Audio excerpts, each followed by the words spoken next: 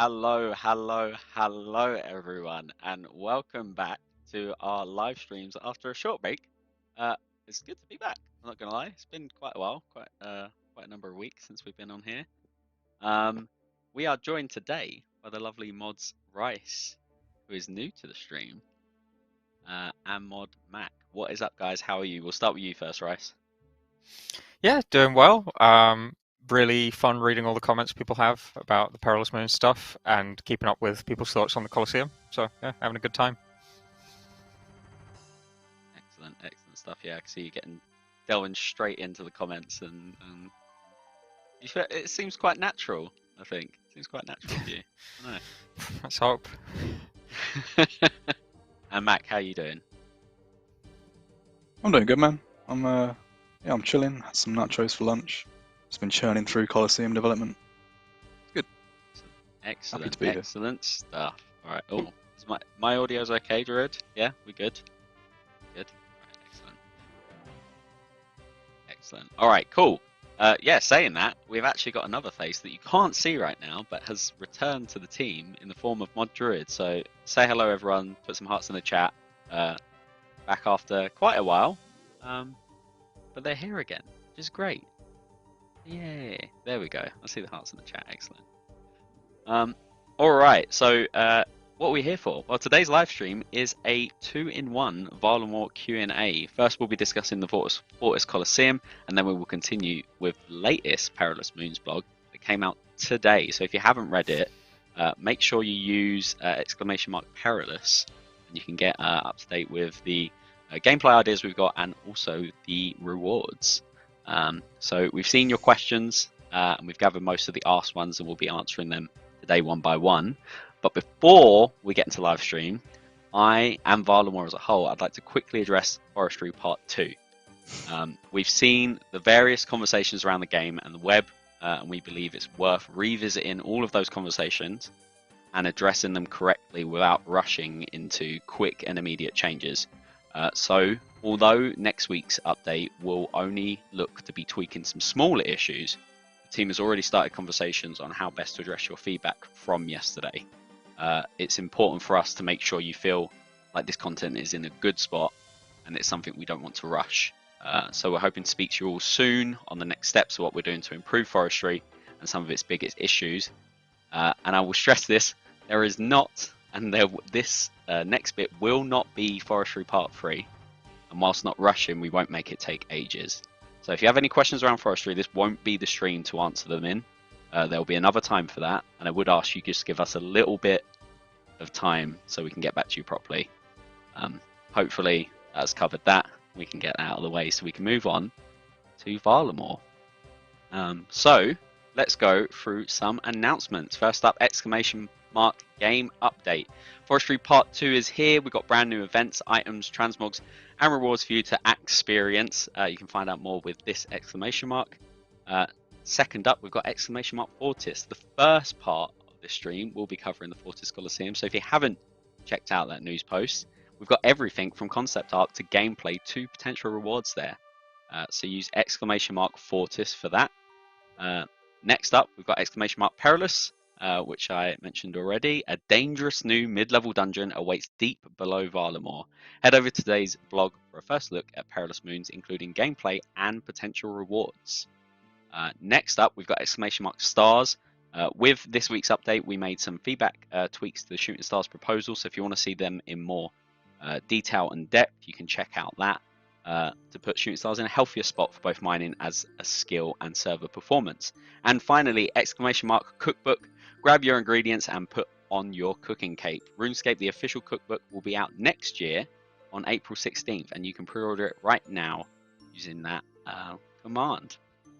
That is it. That's all the commands. I think before we dive into Fortis Colosseum, we do have a new mod on stream, and it is sort of customary to give you, I wouldn't say a grilling. I always use grilling off stream, but it's not really a grilling. Depends how spicy you get in these answers first, Rice. So Yeah, first, well, we'll see. why don't you tell us a little bit about yourself, like who you are, what do you do at Jagex, and how did you end up here? Yeah, I am Mod Rice. I do junior game design at Jagex. And how I ended up here? Well, I was looking for a job and playing RuneScape at the same time. I was like, I wonder if Jagex have jobs going. Submit an application. Turns out, in my first year of uni, I made something really similar to Giants Foundry, because I think Giants Foundry is awesome. And they liked that, so now I'm here, which is super exciting. Yeah, that's it. Nice. I didn't know that actually. I didn't know you made something similar to Giants Yeah. Foundry, and that's so interesting. So in terms of old school as a whole, how much experience do you have with the game? Yeah, so I played it as a kid, I think like most people did. But I only ever got to stand around the GE on PvP worlds looking at people in cool Barrows sets, not actually being the person in a cool Barrows set. But much later down the line, I started playing again because I saw a little known figure, you might have heard of him, Swampletics, playing Swamp Man. And the series was crazy. I was like, damn, this is insane. I kind of want a piece of this. So I started playing the game again, and now I think I'm slightly over 2,000 total. Just finished my CG grind, got myself a Tumican's Shadow, a little bit spooned from TOA. Need to go hunting for some percent magic bonus increases now. That's where I'm at. Awesome stuff. All right, so let's get a little bit spicier then. What's your favorite and least favorite thing about old school? No Favorite pressure, thing. of course. I think the fact this game is so old and it manages to keep so much respect for like 20 years worth of content while still iterating on that content and keeping it fresh is awesome. In terms of content, I think like I'm a bit of a sucker for like singles PVM. I think Gauntlet is a great piece of content. Maybe it takes a little bit too long to greenlog, maybe just a little bit. But I do like it. And I'd like to see more of it in the future. That's why, well, we'll talk about Perilous Moons later. But yeah, there's certainly some inspiration there. Awesome. Am I All also right. answering my least favorite now, or is that a different question? Yeah, your least favorite. Yeah, you can least do that. favorite. No. I don't know. Tyboro and I favor gain. What the hell, man? Getting a what's? I don't even remember the name of the thing that you need for the diary. Just delete it. Honestly, Karamjo Overworld, just delete it. Leave the Inferno, leave the Gem Mine, everything else. Duradel can go underground. He can be like a hereditary Karamjo Overground guy. Okay. Interesting. Chat's looking like they side with you, I think. Yeah. So Okay. that's good. Right. Okay. Now to something maybe a little bit more spicier. What's one thing you would add to the game without a poll? What's one thing you'd remove without a poll? Add is a tough one. I'm a big smithing fan, mostly for the thematics, like the idea of creating my own stuff and like going out and fighting monsters and gear that I've created. Big Monster Hunter fan. But so I'd like to introduce some like wacky smithing overhaul that just like makes smithing useful without encroaching on the space that I think is really valuable of like PVM drops should come from PVM. It's exciting to go out, prove that you're good at the game, and then get rewarded for that with like upgrades. But I think there are spaces we can address with smithing that might be cool. Okay, And awesome. remove from the game, I gotta be honest, I don't know how this one's gonna go down because a lot of people have been pointing out about the offhand in Perilous Moons that this is a problem, and you might see this coming as a result, but the mechanics of the Fang, I'd just nuke them from orbit. Like, holy shit, they're such a problem. They're creating engaging / weak content just nightmare. I wouldn't want to delete the Fang. I think the Fang is an awesome like weapon and an awesome idea. This idea that it's like super accurate and destroys high defense monsters. I'd like to do that, but I'd like to do it in a way that doesn't also consume all like mid-game stuff. Okay, interesting. Chat seems, pretty. Yeah, are we in agreement? Pretty happy, I'd say. So well played, Rice. Cool. Not that you did this for chat's approval or anything, you know. I was worried about the Fang one because I know there's a lot of people who own a Fang and they don't want to see the price go down. So, all right. Well, thank you very much, Rice. It's a pleasure to have you on for your first time, and I hope this stream will go smoothly. So, chat, be good, be nice, lots of hearts and smiley faces, please. We will get into your questions. We've got some like a list of ones we've been gathering over the last couple of weeks and things we think you'd say about Perilous Moons. So we have tweaked them a bit from your feedback. So, without further ado, let's jump into the Fortis Colosseum Q&A.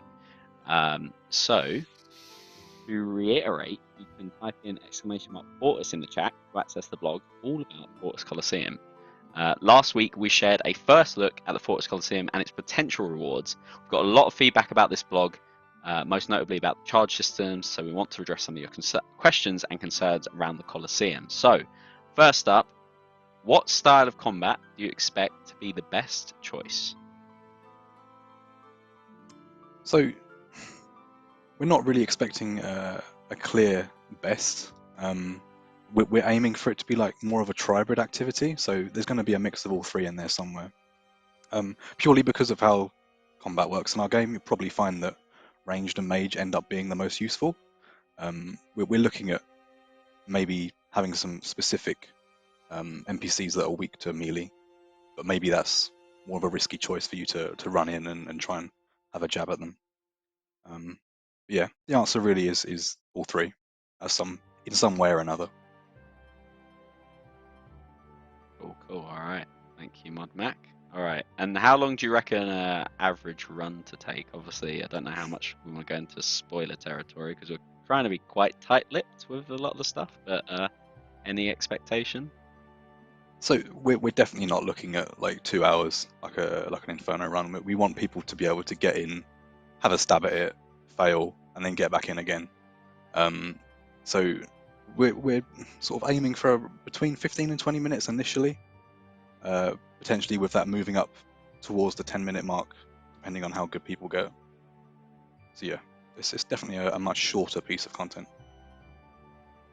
Yeah, I think that was half of the aim of the content, right? Is to not be as long as the other ones, because that is, this is the beauty of this piece of content, is to go in and just try again and try again and try again, and you don't want to get to hour 1 and then be like, oh no, I've got to try again now. Oh, this just feels bad. And I know we have that content in there, but that's in a good place. So you want that kind of Dark Souls feel of just like coming back to the bonfire and throwing yourself back at it rather than like slogging through an hour's worth of monsters. Well said. Well said. Awesome. All right. How difficult then, talking of Dark Souls, how difficult do you expect this to be compared to other wave-based content? Initially, I think it's going to be more difficult than the Inferno, purely because we're bringing in some very new mechanics that haven't been seen before. Yeah, we'll see, but I think initially more difficult than the Inferno, potentially becoming sort of in line, depending on how much players experience it. But we do have some crack players out there, and I don't know, maybe some of them will breeze through it, but we'll see. Is that throughout the whole thing, Matt, or is it like the higher end is going to be at the Inferno level? Good prompt. Yeah, I mean, at the lower end, I'm kind of expecting more. If you've got a fire cape, you can probably take a couple of waves, but yeah, I want it to ramp up quite quickly. So the sort of middle to the end is really quite a push. Yeah, I think it's fair to say that it's a much shorter activity. So even if you suck at the game, you can probably brew through like first 3 waves, right? Brews are so good. So yeah, it will be like accessible for someone in the early game of their account to like just go for some lucky drops and stuff like that. Yeah, well said. I want to see all the I cheesed wave 1 by brewing only. That's it. Awesome. All right, this might be a quick one, but will there be a Quiver Max Cape? We're not sure yet.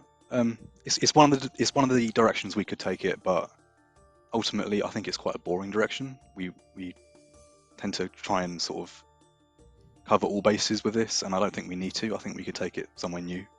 But if people are really shouting out for a Max Cape Quiver version, then sure. Okay, okay. So not off the cards, but not on the cards. So just Yeah. setting expectations. All right. Talking of the quiver, we got another question actually. What if the quiver functioned as an actual quiver, similar to the bolt pouch? What a good suggestion. Good news, because we're doing this. Yeah, we can do it. It's a great idea. It's going to save some inventory slots. It's probably what people have been waiting for quite a time. Yeah, we're on it. Awesome, awesome stuff. All right. Another quiver question actually. Why did you decide to give Dizana's quiver, I'm gonna guess that's how you pronounce it, a charge system? Oh boy, this one's a really contentious one. I think a lot of people feel that it's not worth it to do endgame content because you can just go to Vorkath and make bank, and that's kind of sad. Like, we do want people to engage with some of the fantastic endgame content that there is. We want it to be profitable. A lot of people also feel like skilling supplies not really valuable anymore because they're dropped everywhere in PVM. So we need to find a way to generate profits without tapping into skilling supplies. Probably not relying entirely on uniques because it sucks to be poor for 70 runs and then get a drop and be rich, right? You kind of want to even that curve out. So consumables are a good way to do that. But for the consumables to be worth something, they need to be consumed on something. Obviously, the upkeep conversation, a lot of people care a lot about not needing the like mental burden of like, oh, okay, how many charges does my quiver have? When's the last time I recharged it? Stuff like that. So that is why we sort of looked at the feedback and we're like, yeah, okay, make a corrupted version. You stick a bunch of dust in it, never have to worry about it again. Great. It's not truly a sync, so eventually the Sunfire dust will probably lose a lot of its value, but hopefully for the foreseeable future, it will help it stay like a profitable activity, throughout next few years, stuff like that.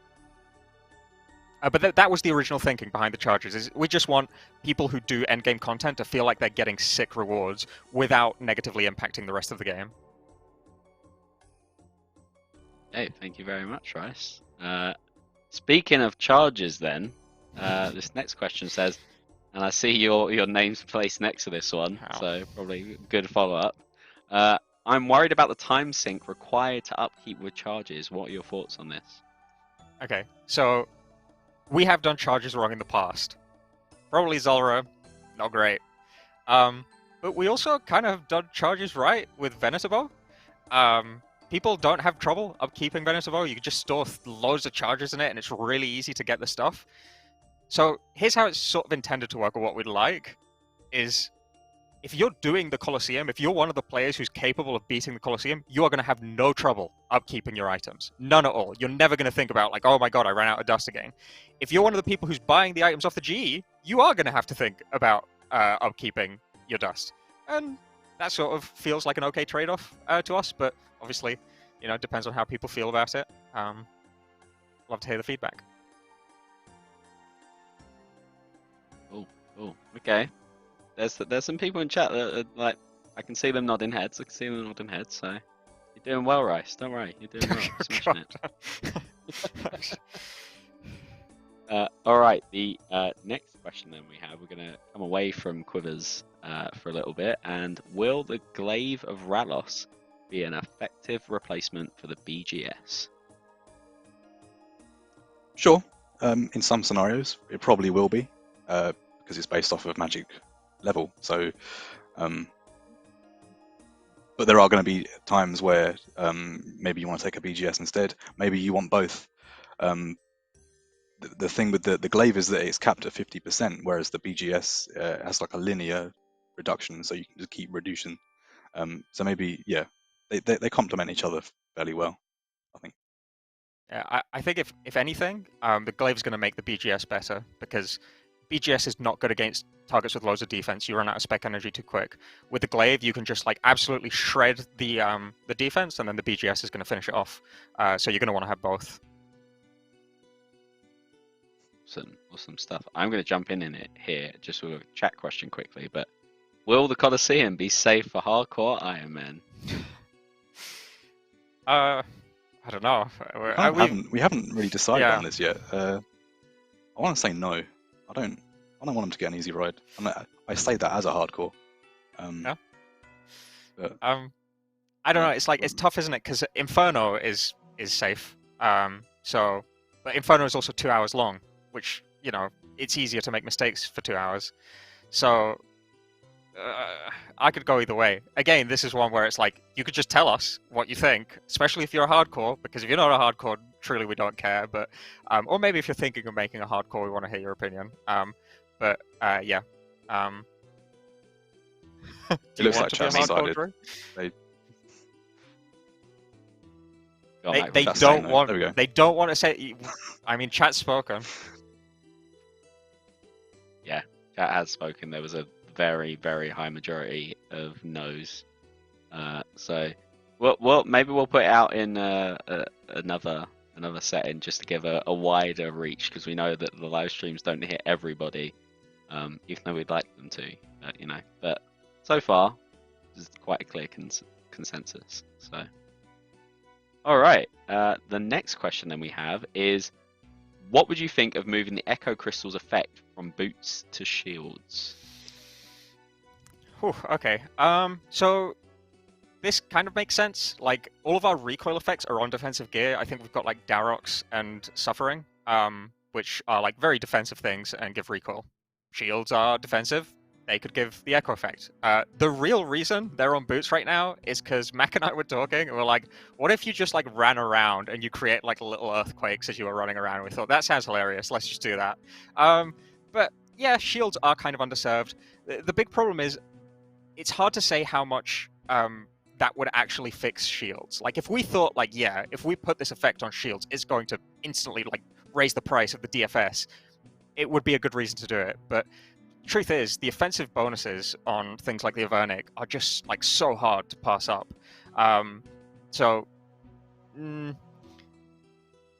Yeah, we tend towards the boots because it's easier to give up, like, I think it's +2 strength on the Guardian boots, to have this like AoE recoil effect, which is going to be marginally useful, right? It's going to be useful if you're AFKing Slayer.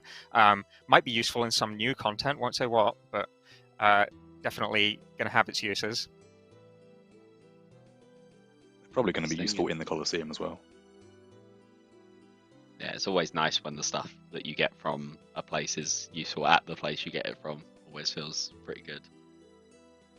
All right, thank you guys. The next question then, we're going to move from Echo Crystals to Proselyte Armor. And this question says, Proselyte Armor is incredibly iconic. Would it not be more fitting to get the next upgrade to Prayer Armor as the next tier of Temple Knight's armor? Yeah, I mean, it was really heartwarming to see all the certificate stands come out in force and be like, guys, you cannot do this to our boy. we hear you. He's iconic, absolutely iconic guy.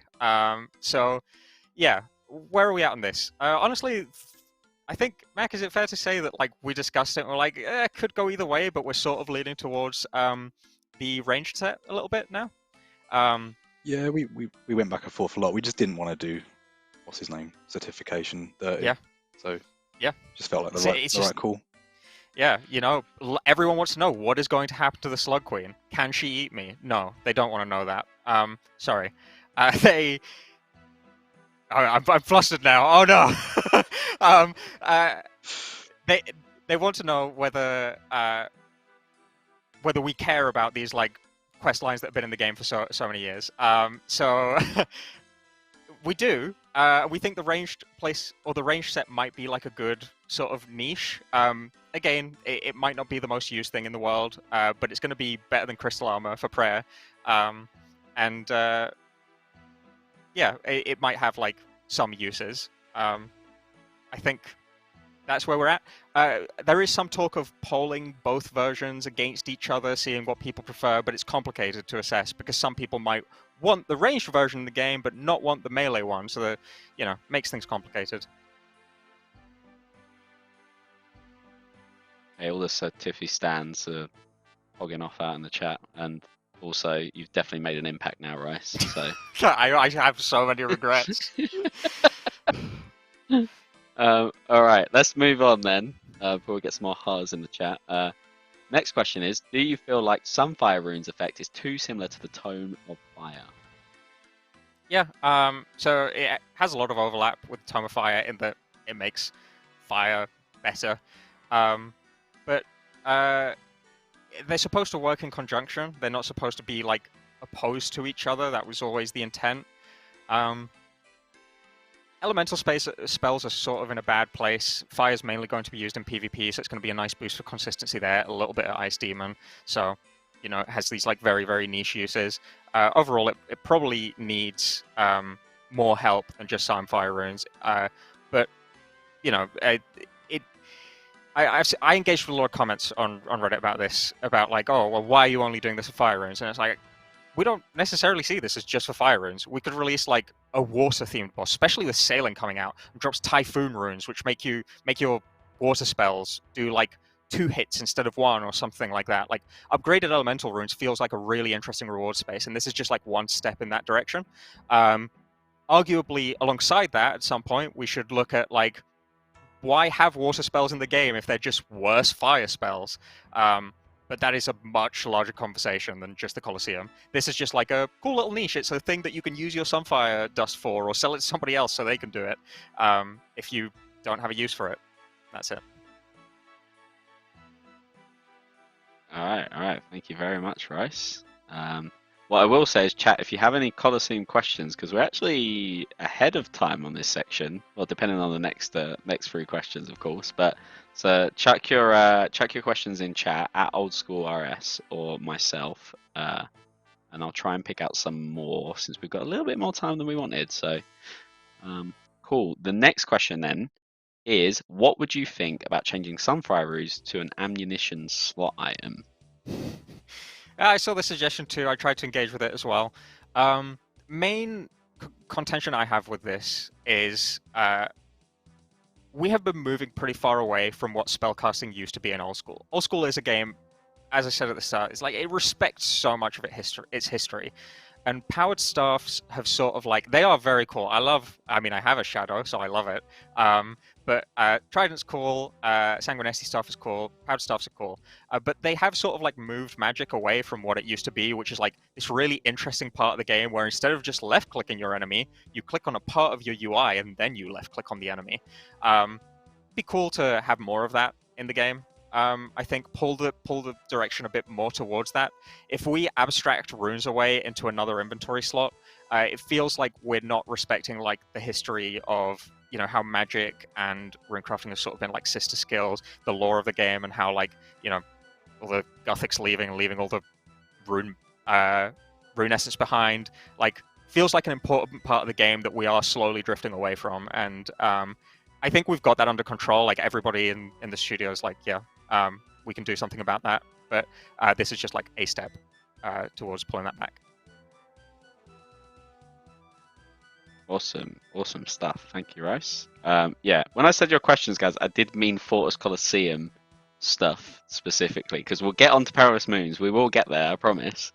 But we are just talking about Fortis Colosseum first and then Perilous Moons. If you've got any other questions, we're probably not going to answer them in this stream. Maybe another stream, but not this one.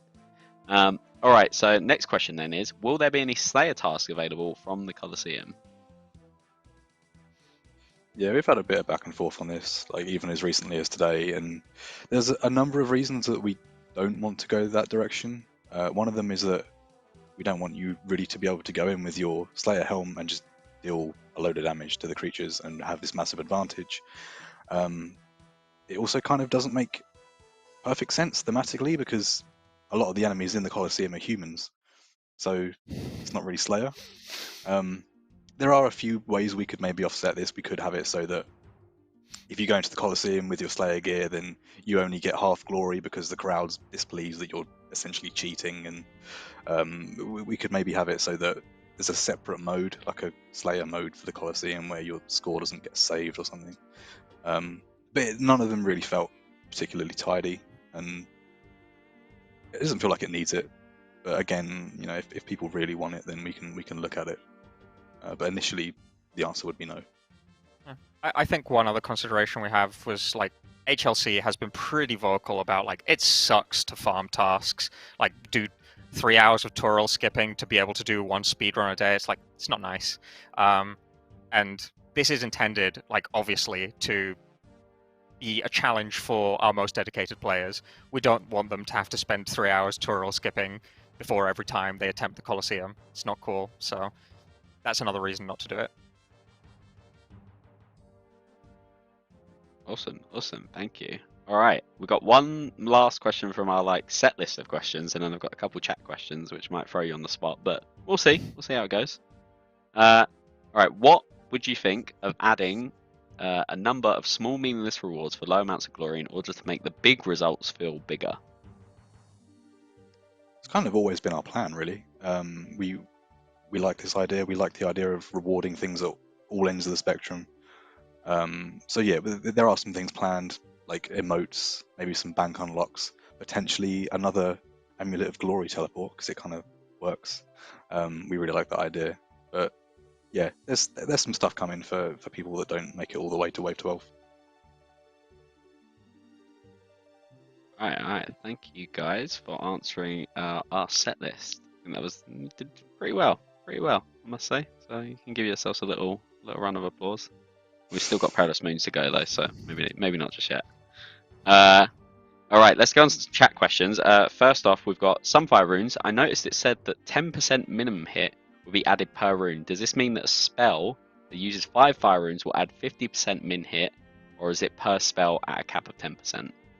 God, yeah, if that that was not the intention. Interesting angle though. Maybe we go back and look at that and we're like, yeah, it adds like 2% per rune used, and then the runes that use, or the spells that use more runes get a higher bonus. That sounds kind of cool. But I can't like evaluate on the spot whether that would be like remotely balanced or anything like that. So, yeah, cool thing to point out, but initially no.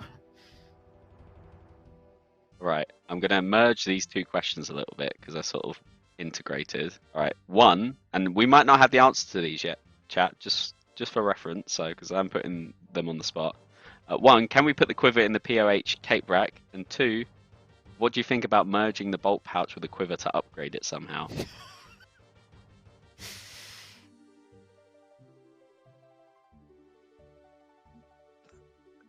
Yeah, we can do both of those things. It's kind of already that, isn't it? No, if we're making the it so that crossbow one feels a bit weird. But cape rack, sure, right?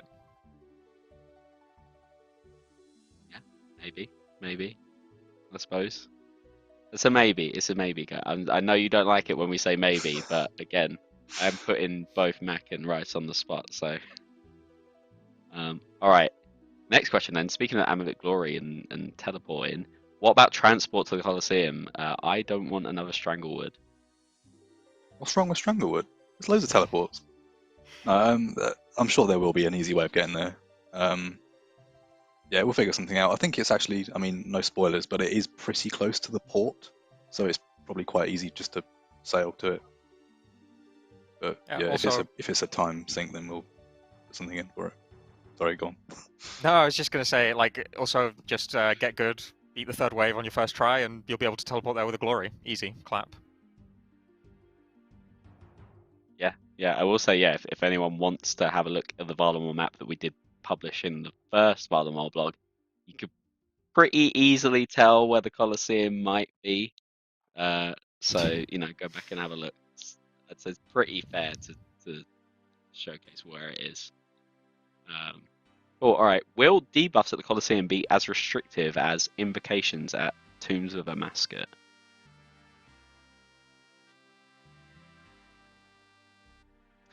To be honest, we don't have many of them planned yet. It's kind of a bit of an open book, but yes, they're going to restrict kind of the player. They're going to buff enemies. They're going to maybe change some of the arena's elements as well. I think yes, the answer is yes. So a lot of the ones we've planned so far are like the enemies get like ridiculous abilities. It's not like when you eat food you regain half health. We might do that if it like, because I think, I don't know if I'm NDA'd here, but I think we've discussed how you get choices at the end of each wave, and so you can avoid picking the ones that will debuff you. But I think we probably, TOA got a bit of flack for the whole like, oh, you can't eat, or like you restore less prayer and stuff like that. We don't want to make the player feel weaker generally. We want to make the enemies feel absolutely cracked, so that when you beat them, you feel like a god. Cool. People are laughing about the NDA. Yeah, hopefully I haven't just lost my job. I think it's okay. I think you're alright, Rice. Don't worry. Alright, we've got 2 more questions and then we'll move on to Perilous Moons, because we've got something quite cool to show you. What combat level do you recommend for the Colosseum? Good question. Lower levels, maybe 90s, and then anything over that, then yeah, you're probably going to be fairly late game. 110, 120 plus. Yeah. There you go. You know what to aim for. There we go. Alright, and finally, will there be combat achievements for the Colosseum? Yes, but not on release. Yeah, I think it's going for a pretty standard progress of combat achievements and when they come out, so they will be there, so at some point. Cool, alright, well thank you Mack and Rice for that detailed breakdown of the Fortis Colosseum. So, we've done one part of Varlamore. Why not go to another part? You've had the Hunter Guild already, you've had the Fortis Colosseum, and today, if anybody missed it, we released a blog about Perilous Moons, which is a mid-level EVM dungeon featured in part 1 of Varlamore. So if you haven't seen it yet, !Perilous to check out all the detail. But something we haven't included in that, and we've saved for stream, is this. So, transition. Oh, Here we we're go. in. All right. Okay. Rice, do you want to take it away? I'm gonna just shut up. Yeah. You aren't talking about me. Well, we have here an extremely polished and not at all broken demo to show you. I'm here with Mack. I think we're first going to test out some stuff in PVM. So the idea here is that some of the weapons might feel a bit like overwhelming because they have all these like crazy effects. So going to show you how things work. Starting off with the big Macks, the dual macro-whittles. So the way these work, you get a hit, a successful hit, and you have a 33% chance to attack faster. Very cool. We have added a little effect so that you can see when this happens. There you go. So my next attack is going to happen in 3 ticks. I'm popping off. But you see there, I didn't get the effect, and so I had to wait a little longer. Now, the cool thing about this effect is that because it has a chance to proc on each of the 2 hits actually matter. And because the second hit is a lot less accurate than the first hit, then you're going to get this effect a lot more against low defense enemies. And we've got the, hopefully nothing about the spec is broken. If you spec out an enemy, you're guaranteed to get the effect. So you can really go to town if you feel like, you know, you're at the end of your kill, you're about to teleport home. This is a percentage of your current HP. So if you're low HP and you do this, it's going to hurt a lot less. Okay, that's that effect. Let's do the ranged effect next. We'll say, right, just before you continue, we stated it in the blog, but these weapons are good against low defense enemies. So if you're trying to use these against high defense enemies, it ain't going to be popping off. Yeah, you'll not hit very often. Okay, so ranged set. It's fairly standard ranged, except you have a chance to burn targets that you hit. I believe I don't have. Yeah, so I've applied burn there. I don't know if I just got extremely lucky there or. Okay, well, so this is proccing on every hit, which is great for the demo, but will not be actually how it works. You have a 20% chance to proc this, so you can see this enemy is taking damage over time. Yeah, that's going to, on average, 20% chance to hit. You do 10 damage over time. That's going to make your max hit effectively 2 higher on average. But there may be enemies who are immune to this, and as many of you big brain players will know, overkill DPS is a thing, and with this damage over time effect, you will rack up a lot of overkill damage, which is why let me just restore my stats, which is why the special attack is set up in the way that it is. So I want to be clear here, it's going to look really scary because I'm proccing the burn 100% of the time. with a 20% chance, it's really hard to get even like 2 stacks at the same time unless you're hitting something with loads of hit points. Yeah, if I think that this enemy is about to die and I don't want to waste all of my overkill DPS, I can use the spec and consume my remaining damage to just essentially take all the burn, add it onto my max hit. Again, very hard to get 5 stacks of this, so you will cap out at a max hit of 50, but it is quite unfeasible that that will ever actually happen. Yeah, that's the range set. And finally, we have the magic set. Set up my autocasts here. So with this set, there's a little handy button here to turn the set effect on. I think I need to do some commands to... Yeah, so with this set, the way that it works is every time you cast a spell that has a binding effect, so something that would be like Ice Barrage or Entangle or these grass spells, which have cool as hell animations, you have a 10% chance for your next melee attack to ignore your action delay. So you can instantly attack with melee, and that's why the button is here. We don't want you accidentally getting dragged into melee against Whisperer when you're using this set. So let's give that a go. Grasp goes through. Oh, am I not going to proc the 10% chance now? Hang on.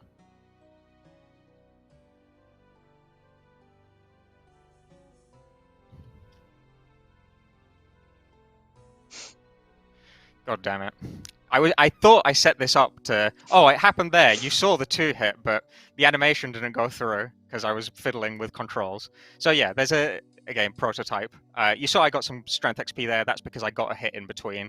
It'd be nice if I could get it to proc reliably so that I could actually show it, but let's see if I can get a ranged version of the hit here.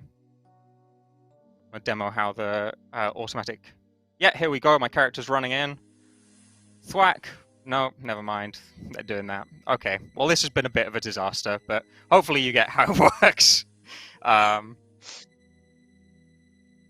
We thought we'd try something new in terms of Yeah. showcasing you guys something, because I know sometimes with the way we explain There we things, go. it's not... Smack. Hey, And there yeah. we go. So you saw it in action there. But it is a 10% chance. It doesn't happen all of the time, even though I'm popping off now.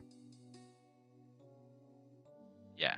So, yeah, we thought we'd give you something that is a bit easier to digest, and sometimes we throw a lot of numbers and tables and graphs at you that I think for a lot of people can contribute to like a bloating effect of something. We didn't want that with this blog, which is why we kept the videos out and we kept it quite base level and saved this for the stream, so we can at least give you an understanding. Again, it is a work in progress prototype.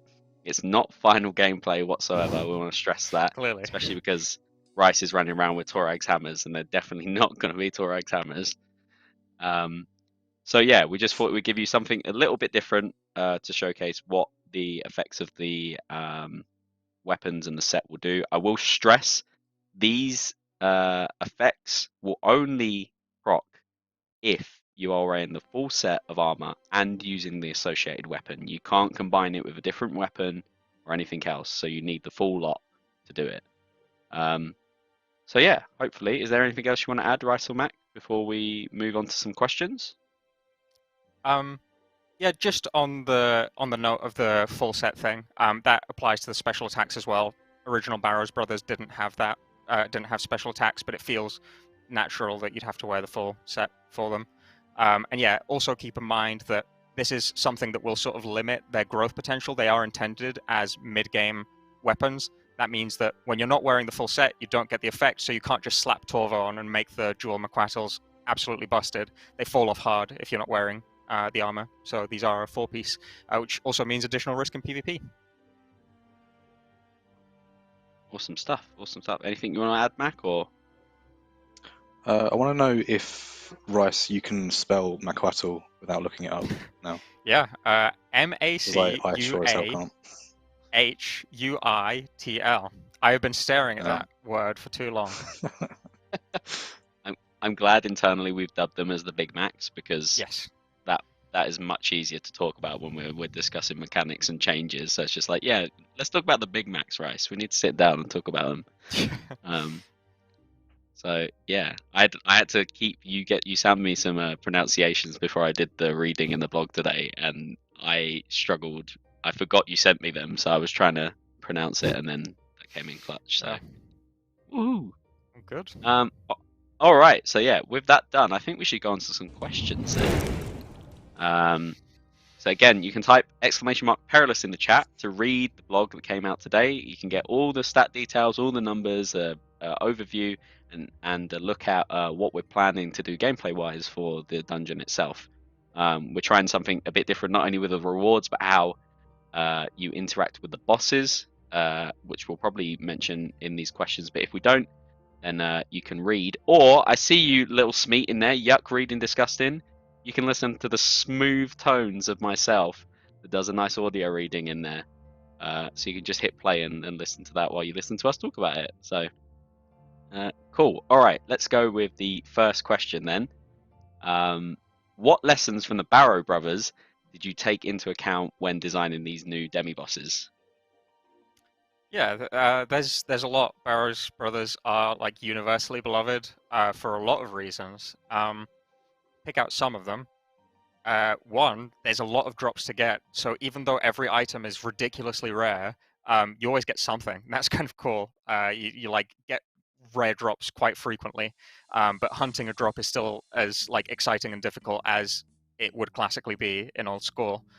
There's also like a matter of it's really hard for high level players to like absolutely raise the market for them, because it's not just your DPS that matters. Like, you're doing other things. You're like digging up the tombs, interacting with the graves, navigating the tunnels. Having to do that makes sure that like all players are sort of like evened out. Obviously, players with better gear are going to do it faster, but the times are much closer. And so those were definitely some learnings. Also, hate to say it, but no pet really helps, because pet hunters are great at ruining item economies as much as we love them. There, you heard it first. No pet. I mean, we only teased the look of the bosses as well, so you only got a little cheeky silhouette in the blog, so you can try and make out what they look like from that. But yeah, there we go. All right. The next question then is, why did you decide to have the demi-bosses be distracted instead of killed? Yeah, so really wanted this to be sort of a similar vibe to some of the skilling bosses that have been really popular. We use the term like alonescape a lot, because everyone plays the game alone, but you're not really, like, you still see other people, you're just playing your own version. This is true for Barrows as well. So I wanted to keep that sort of intact. And to do that, it didn't make sense for one player to kill the boss and the others to keep fighting it. So instead, we have these incredibly powerful enemies that you just fight on repeat forever. They can't be defeated, they can only be contained. That's sort of the thematic we're going for. And so you'll be fighting your own HP bar of sort of distracting the boss in order to get rewards from the person who wants these bosses distracted. No spoilers there. Like, you crept over all the potential spoiler territory, Rice. So well played, well played. Cool. All right. In terms of the bosses not being killed, what is the indicator when a boss challenge is over? Is there some big grand finish at the end? So the way I imagine it is that if you're distracting a boss alongside 59 other people, the boss is targeting everyone, but if you distract them enough, they're going to start to get mad at you specifically. And, you know, maybe they'll rage, some rocks will fall from the sky, and you'll get pulled out forcibly before they can, you know, wreck your day. So there will be some indication, and obviously you have the big HP bar at the top of the screen. It's going to give you a pretty good idea. Awesome stuff. Yeah, we're hoping it makes it relatively straightforward about when you're killing the boss, but you'll just have to keep an eye on the boss still attacking even after you've defeated it. Just have a cheeky run out. All right, we don't need this question then, because Rice already covered about a pet, so we can yeet that one off the list. Next question is, will the dungeon be accessible for free-to-play? No, Varlamore is not free-to-play accessible. Indeed. Recommend Camdozel though, if you're a free-to-play player.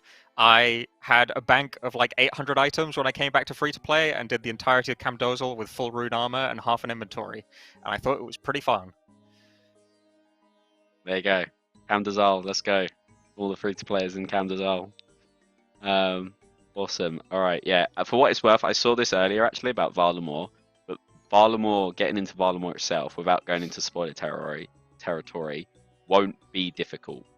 It will be fairly straightforward to get to Varlamore, so you won't need to be having done something like Desert Treasure 2, for example, to get to Varlamore. It will be a lot more straightforward than that, so don't worry. Cool. Next question then. Outside of Perilous Moons, against which bosses do you see each armor set being useful? Oh boy. It's tough because truly these are meant to be outclassed by other things. We don't want this to be better than content you're getting or than rewards you're getting from raids, right? It's not intended to be as difficult, challenging, or time-consuming as that. So they kind of have to be worse. But at some point in your player journey, this might be cheaper than an alternative. I think, interestingly, if you have like some way of reducing defense, or you're going with a party of people who have defense reduction weapons, the Big Macs are actually pretty good against Nightmare. As long as you have some defense reductions. So yeah, I think they like outclass Hasta somewhat if it has like below its max defense. For the Eclipse, it's just a good range set. If you're not at like, if you're not using a blowpipe yet, which honestly is probably going to be mostly Iron Man because blowpipe is pretty cheap, but maybe you don't want to pay for the scales. It's better than a Carol's crossbow. It's better than a magic bow. It's worse than a Bofa. That's where it's at. Awesome. The last one, the first one. This one I really don't know. It is a lot more exciting as a PvP set. There may be some places in the game where if a boss is like really weak to melee and magic, this could like pop off and do a bunch of damage. But realistically, probably mostly PvP. It does have 5% on the spear though, so if you don't already have a magic amp weapon, it might be your first magic amp weapon. Yeah, so it might be a good alternative to get that first push into magic damage, which is quite nice. All right, cool. Can we expect more mid-level boss encounters in the future? I can probably take this one. Yes, of course we can. It's pretty straightforward. For those of you asking, this isn't the mid-level PVM boss we spoke about at the summit in August. That is a different piece of content, which we're hoping to talk to you about in the next couple of weeks, I think. Don't hold me to that, but I think. If not, we're hoping sometime in November to at least go over it. So yeah, but of course there's going to be probably more mid-level boss content in the future because, like, you know, there's areas in the game that need padding out sometimes, and we need to look at every single area, and there's a lot of areas in the game we need to touch. So yeah, there will be. Maybe after this we'll take a little bit of a backseat on it. But yeah, yes. I don't know if you want to add anything, Rice or Mac, but I think done pretty well. I know, Mac, you worked on the Musper, right? Yep. No? Nope, that wasn't me. Okay, but never mind. I just wrong. Yeah. No, I feel like we've got more selection right now. We've got, in addition to Vorkath, we have Musper. Some people consider like some of the DT2 bosses mid-game. So, yeah. Awesome stuff. I'd love to claim credit for Musper, but it's a great boss fight. It's a great boss fight. It is a fantastic fight. All right, next question then. What influenced you to come up with these mould-breaking armor sets? How will they affect future item designs? Yeah, so just sort of like looking at what Barrows did to the game. Like, the game was just, you have a rune scimitar, it hits harder than your adamant scimitar, and all of a sudden Darrock's releases, it's like, well, based on the percentage of missing health that you have, you hit a percentage harder, and if you're wearing Guthans, you have a chance to heal every time you hit it. It's like, whoa. It's just all of a sudden all of these mechanics added in, right? It's like, how can we do that in old school in a way that like doesn't break the end game that exists above it, and isn't like, you know, too out there. It needed to be different to just like weapons with good stats. That is the like thing that makes Barrows is they're not just weapons with good stats. In fact, they're worse than a lot of they're worse than a Dragon Sim, but they have interesting effects. So that was the idea behind it. Yeah, I'm not gonna lie. The first time I read about these, I think we had it in a big meeting about Varlamore, and seeing them pop up, I was like, "Oh, this is gonna be very interesting." I've always been keen to see what you guys have thought, and now we're finally here talking about it. It's quite nice. So, I think they've gone down pretty well. Yeah, good. Awesome. The next question then, going from weapons to armor to armor. These armor sets have different effects. One is a stackable burn, one mixes melee and magic, and one has a double hitting weapon. How did you decide on these specifically? Okay, so the theme here, some people in the Reddit thread were pretty close to getting it. The magic one is magic and melee. The ranged one is ranged and melee. And some people were like, melee one feels pretty out of place. It's just melee. Wrong. It's melee and melee because it hits twice. There it is. There you go. Melee and melee. What more do you want? Doubling up with the double weapons, the big max. Let's go. All right. Yeah, chat's loving that. Well played, Rice. Well played. All right. Why does the Eclipse thrown weapon calculate damage differently to other ranged weapons? Yeah, this one was a bit out there. If you've seen an Atlatl dart, they are enormous. They're like 8 feet long. No, well, they're not 8 feet long, but they're like a couple foot long. So, up until now, we've had thrown items that are like darts and knives and stuff like that. They're pretty small. It matters that you're accurate, right? Which makes sense for range. But this is like, it matters that you're accurate. It also matters that you can actually throw the thing. So the inspiration was, let's try and create like a whole new reward space where you want both melee strength bonus and ranged accuracy. So the armor set does that for you, but we actually already have items in game that support this. Barrows gloves are great for it. Amulet of Fury is great for it. It's sort of like a new category. It'll be interesting to see if people respond well to this. I think it'd be good for the game because it lets us like release new exciting like weapon concepts and new exciting gear. Panic Buy red D-hide spiky vambraces because they give ranged accuracy and melee strength. I don't know. That was it. It was really just trying to like do something new with the game as Barrows once did. Speaking of Barrows, Rice, I'm going to come off a little bit of this, but some people are asking about Torag's hammers in the chat. Yeah. Well, listen, if it were up to me, I love Torag's hammers. I think they're banging. They're super cool. If you ask me, we insta-make those a double hit weapon. No questions asked. But it's not up to me. It's up to the community. So I'd be happy to poll it. That's my stance. Interesting. Maybe we do. Maybe we do. All right. Let's go on to the next question, which is how did you decide on the proposed special attack for each item?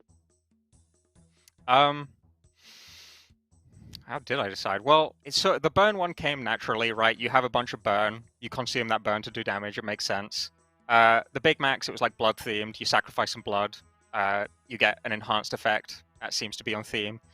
With the Frostbear one, it just was like, interacting with bind effects in some capacity would be interesting, right? PvP does that a lot. It's going to be a set that's going to be interesting in PvP. Let's have you break the binding effect you have on the opponent. You're taking a risk there by letting them free and do some extra damage for it. Awesome.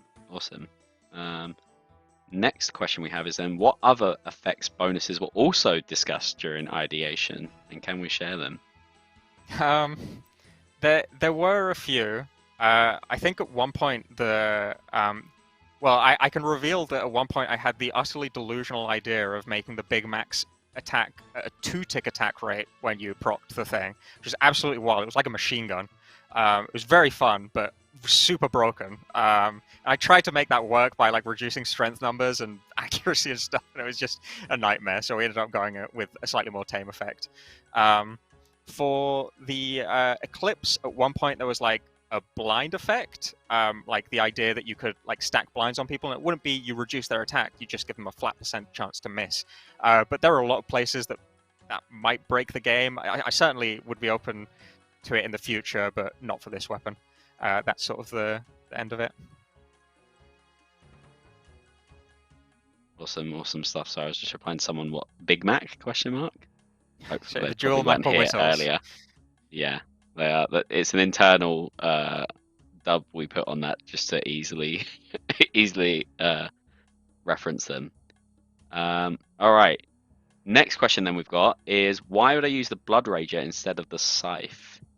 I love this question. You wouldn't. Don't use it instead of the Scythe. It's worse. It shouldn't be better. Like, the idea that this should be better anywhere is ridiculous. It's a tier 75 weapon that you get from a mid-game boss. Go do Tob. It's super fun, I'm told. I haven't actually tried, but I do want to. There's some internal teams doing it, and I want to get in on that. I watched Settled's finale, and it looked banging, so that's my take. Maybe after Chambers, Rice. Maybe after Chambers, little internal team can go and do Tob, yeah. All right, cool. The next question then is, what other uses did you consider for the excess blood, eclipse, and blue moon spikes? I don't know that I don't know that I intended to drop any extras. I think technically you could use them as like a smithing training, but they're untradeable though. We probably won't.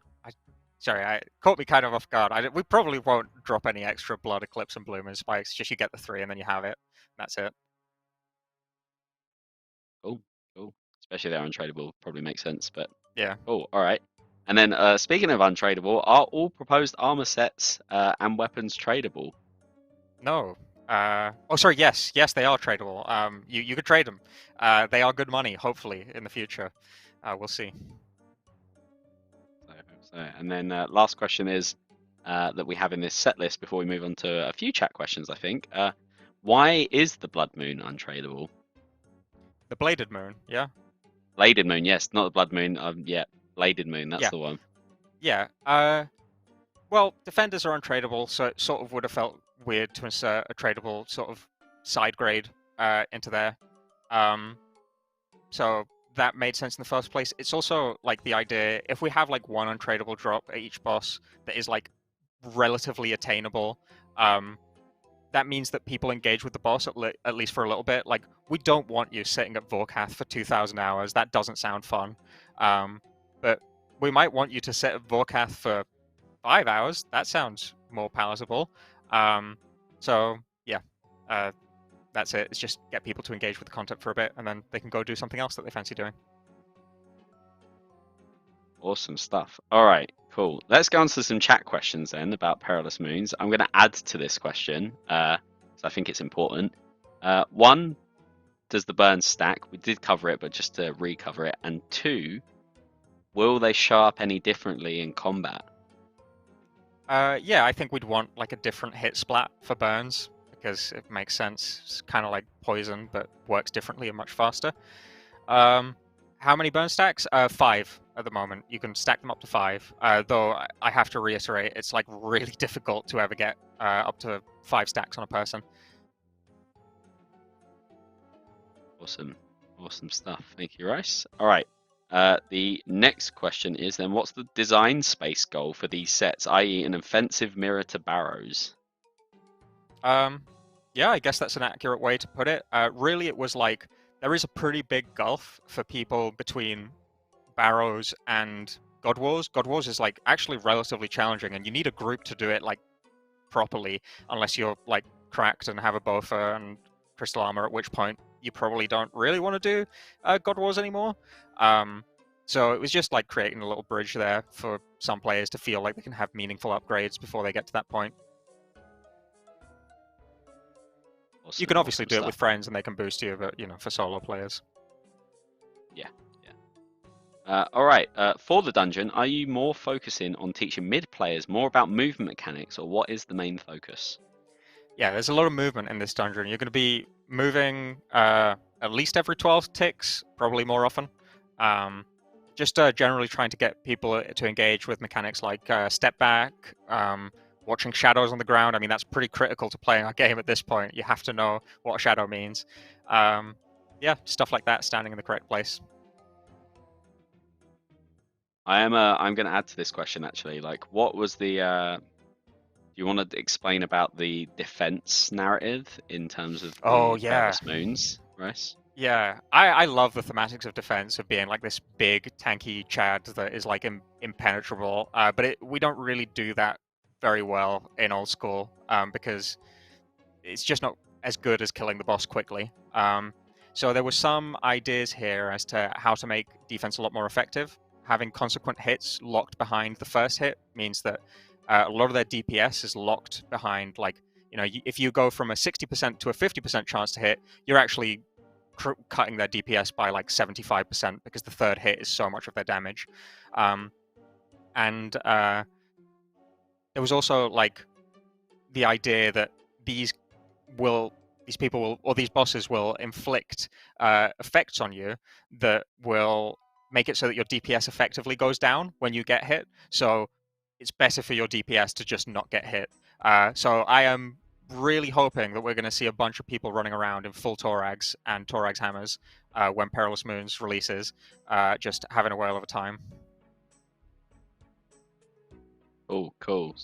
Excellent. Thank you, Rice. All right, we're going to go on to probably one of the most, do I want to say contentious points of Perilous Moons so far? But we'll start in this question and then we can sort of talk about it. But why not make the Bladed Moon have more stab accuracy versus slash?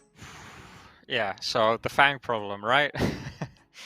Yes, this does make Fang stronger. That is a big unfortunate, and I am keen to continue looking at it because I believe me, I don't want to see the Fang in more places than it already is. It is kind of sad that it is so good against slash bosses when we have the Blade of Seldor, which is a cool item locked behind a cool piece of content that not many people engage with. So there is a desire to make the Salad Blade better. And I think somebody went out and did the calcs, and it does make the Seldor Blade marginally better than Fang at Vardovis, which is cool. But it also makes the Fang way better, which is not cool. There aren't really great solutions for this. Like, we could make it a pierce thing, but that would also still buff the Fang. We could look at doing for Crush, but like that defense reduction is also like a touchy topic. I think there's probably conversations that need to happen internally. I don't want to release anything that's going to buff the Fang. So if it would buff the Fang, we'll look at nerfing it and making it better in other ways. But I think it'd be nice to have some conversations internally about like how we might be able to circumvent this and actually make slash weapons pretty good against slash weak bosses, as opposed to just completely outclassed by the Fang. Yeah, thank you for that, Rice. And I'll echo that point. Yeah, it's probably a bigger conversation to be had than just this. So if that is something you want us to change in the meantime, then cool. And maybe we can revisit that effect on something else if we decide that the Fang needs to be nerfed and that's the direction we want to go in. So we shall see. We shall see. All right. Will any of the gear degrade similar to Barrows gear? So this was also contentious because of the whole charges discussion. I think the intent is that it will be similar to Barrows gear. You'll just repair it in your POH. It will be gold. You won't need an extra currency. It's just that. Again, happy to listen to feedback on this one, but it feels pretty healthy for the long-term profits of the game or of the piece of content. Awesome. All right.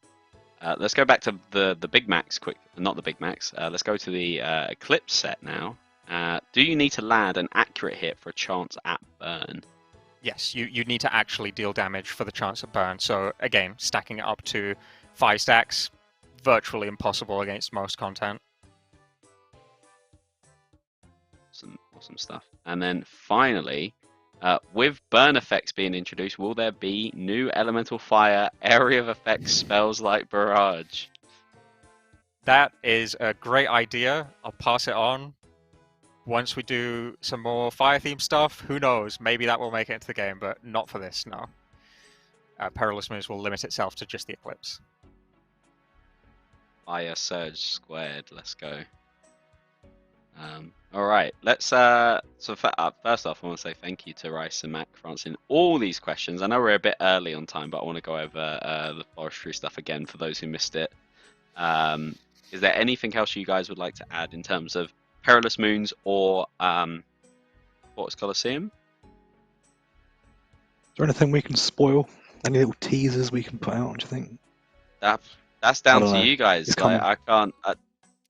How do you feel? Okay, I'm gonna say the work that you've done on the piece of like the enemies that I like the most is absolutely like amazing, and I would love to tease it a little bit, but ultimately it's up to you. Like, it's really cool. It's probably the smartest enemies in the game right now.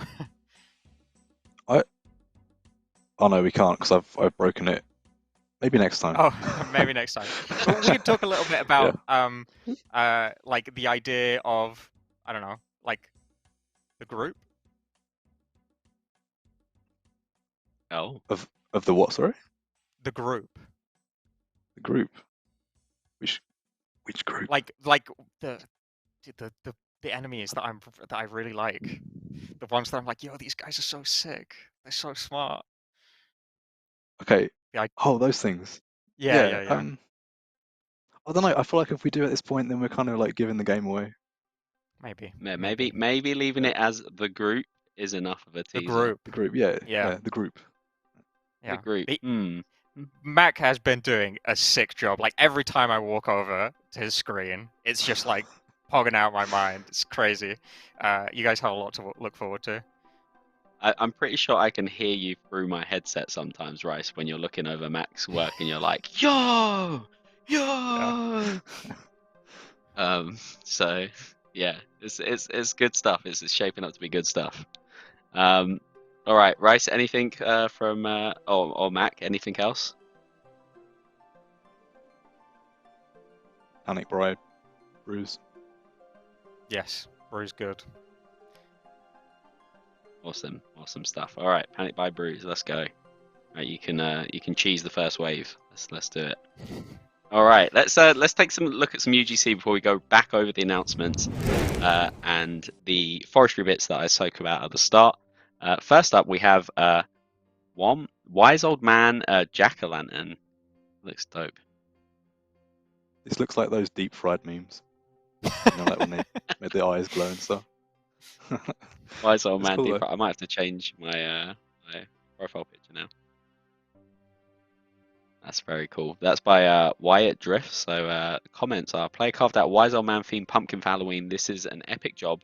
When the light is on, Wise Old Man looks like a Scythe whose eyes. Did you ever hear the tragedy of the Daft Old Man the Wise? Excellent. All right, next up we've got a very funky looking. Look at this guy. Image name is Mod Abby. Escaper's IRL pet. Abby the parrot with a mod hat on. Mod Abby. Abby likes to watch the Scaper players of old school RuneScape. Abby for the win. Let's go. I need to get Joji a little mod crown. He deserves one at this point. Next one. Oh man, that looks really tasty. This is a Vorkath birthday cake by Separate Wounds. The player's girlfriend made this Vorkath cake for his birthday. We hope he puts a ring on it. A ring of wealth. Who's writing these? Is anyone backstage? Is this comments from the threads, or are these like things we're writing? Because I'd That like sounds to like know. a goblin thing to me, but Yeah, it's very true. That's very true. All right, and then fine. Oh no, we've got another one after this. Excellent. All right. Next up, I know Rice is particularly fond of this one. Northern Ultimate Iron Man Season 2 poster. Fan art made to celebrate how good Season 2 of Northern UIM is. So, Rice, I feel like you'll do a better shout out. Jeoparite series is fantastic. I know he memes a lot about like it getting delayed, but I'm still here for it. I hope you're still working on it because goddamn, it's such a creative series. It's got so many like weird and contrived rules that make it really interesting. This art is awesome, and I hope that it gets shown on the next episode of season 2 because yeah, love the series. Awesome stuff. Yeah, go and check it out. Do it. Watch the content creators. They're amazing. And finally, we have Twilight in Ardoin, an incredible artwork by the talented OSRS Louvre. This has OSRS X Assassin's Creed by collab vibes. We hope he made the jump. I mean, you can survive that fall normally if you fall off, so you don't need a bale of hay underneath. pretty good. It's pretty good. I like it. I like it. All right. I did see someone in the chat talk about leagues, but I'm gonna spoil you and say no. There's no leagues teasers in this stream, I'm afraid. But maybe they'll be saying soon. Who knows? Who knows? All right. Let's go over the announcements then because I'd love to talk about leagues. Let's go over all of the announcements from today. Actually, we'll start with the forestry statement that I had at the start of the stream. So just want to quickly go over that. We've seen the various conversations across the game and web, and we believe it's worth revisiting all those conversations and addressing them correctly without rushing into quick and immediate changes. So although next week's update will look to only be tweaking some smaller issues, the team has already started conversations on how best to address your feedback from yesterday regarding forestry part 2. It's important for us to make sure you feel like this content is in a good spot and it is something we don't want to rush. And we're hoping to speak to you all soon on the next steps and what we're doing to improve forestry and some of its biggest issues. There is not, and this will not be, forestry part 3. And whilst not rushing, we won't make it take ages. So we're hoping to come back to you at some point soon once we've had further internal discussions on the next stages of that. So in terms of announcements, ! Game update, Forestry Part 2 is here. We've got brand new events, items, transmogs, and rewards for you to experience. So find out more with this command. ! Fortis. Check out our first look at the Fortis Colosseum, covering everything from concept art to gameplay to potential rewards. We spoke about that at the first half of the stream, so if you missed that, make sure to check out the VOD when it goes live. ! Perilous Moons, a dangerous new mid-level dungeon awaits deep below Varlamore. Head over to today's blog for the first look at Perilous Moons, including gameplay and potential rewards. ! Star, we made some feedback tweaks to Shooting Stars. Check out the blog to see how we plan to put Shooting Stars in a healthier spot, both mining as a skill and server performance, and most of those changes came out yesterday with the update. And finally, ! Cookbook, grab your ingredients and put on your cooking cape. RuneScape, the official cookbook, will be out next year on April 16th, and you can pre-order it with that command. Yeah, so for anyone that missed out, if you don't want to read over the Perilous Moons blogs, we've been trying something new with the range of Varlamore news posts we've been putting out, so you can click the audio file at the top to listen to my dodgy South London accent guide you through the depths of Perilous Moons. Hopefully we can do more of those in the future. This is just a test at the moment, but who knows? Yeah, with that being said, I think I don't mind wrapping up a little bit early because I feel like we've covered quite a lot in this stream. How have you found your first stream, Rice? Exciting. I don't know, I feel like I went into a fugue state and just like I can't remember anything I just said. Hopefully nothing embarrassing like mentioning slugs wanting to eat things. That'd be a real shame. But yeah. Excellent. Yeah, Goblin, you missed the best parts of Rice's stream in the first hour, I will say. So you have to rewatch the VOD for that one. Mack, anything from you? No, it's my first stream back for quite some time, and chat's been lovely. Had some good questions. When was your last stream? I'm trying to think when you were on last. I can't even remember. Oh, it might have been like a quiz stream or something with Mod-Ed. Yep, excellent. Yeah, so I mean now we've got Mod Druid back in the studio, which is he going to give us a little wave? Maybe if we're lucky. There we go. We should be doing streams a bit more regularly, so you should see more of us over the next couple of months, and then after the Christmas break, we'll probably go into a bigger, badder streamer schedule, hopefully. So we'll see. Not badder. The good word. The druid's been like not bad. It's been the good bad. So yeah, that's it. I think we can wrap this up nice and neatly at the end of this. So yeah, we'll be looking to address your feedback in the Perilous Moons blog next week. We'll come up with an update, and then we will be following that with a small blog post just going over everything we have in the Fortis Colosseum and the Perilous Moons in terms of questions for a poll that will come very soon. So stay tuned for that once we address your feedback.